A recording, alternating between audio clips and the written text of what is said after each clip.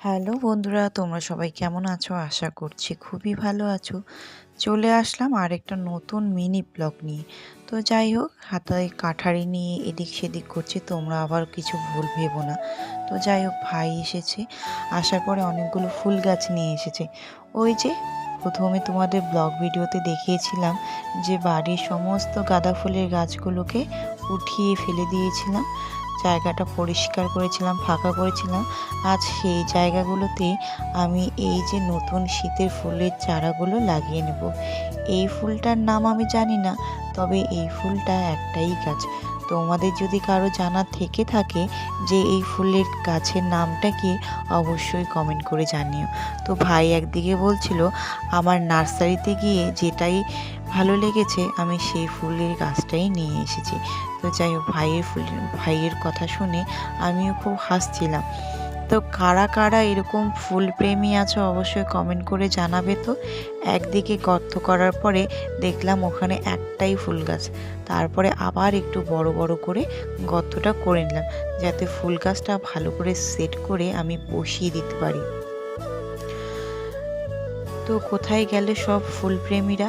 আমার কিন্তু ফুল গাছ খুব ভালো লাগে।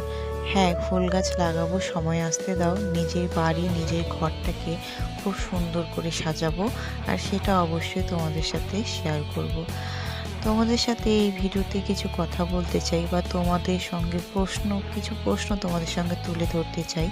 সেটা হচ্ছে, বাবা মায়ের এক সন্তানরা কি খুব সুখী হয়? তোমরা একটু কমেন্ট করে জানিও তো। আমার দিক দিয়ে কিন্তু সেটা না। কারণটা কি হয়েছে জানো বন্ধুরা? আমার তো বাবা নেই, শুধু মা আছে। এই মাকে ছেড়ে শ্বশুরবাড়িতে পড়ে আছে। তবুও যদি বাপের বাড়িটা একটু কাছে থাকতো। তা নয়, অনেক দূরে, 7 সমুদ্র পার করে আমার শ্বশুরবাড়ি আর বাপের বাড়ি অনেকটাই ডিস্টেন্ট। সেইভাবে মায়ের সাথে যোগাযোগ বলতে গেলে মায়ের কাছে যাওয়া হয় না, আর মায়ের খবরও রাখা হয় না। ফোনে বা কতটুকু দেখি, কতটুকু জানি, আর কতটুকুই বা শুনি, আর কতটুকুই বা বলো তো আমাকে। তাই মাকে নিয়ে অনেকটা টেনশনে থাকি। এখন আবারও বেশি টেনশন হচ্ছে, সেটা তোমাদের পরে বা একদিন জানাবো। আস্তে আস্তে তোমরা বুঝতেই পারবে। অনেকটা টেনশন নিয়ে আছি, সেটা দেখি কি হয় পরের বারে। যদি না হয় তাহলে সত্যিই জানাবো, আর যদি হয় তবুও তোমাদের সাথে জানাবো। তবে বিশ্বাস করো, বাবা মায়ের এক সন্তান হওয়া সত্যি খুব চাপের, যদি না থাকে আবার বাবা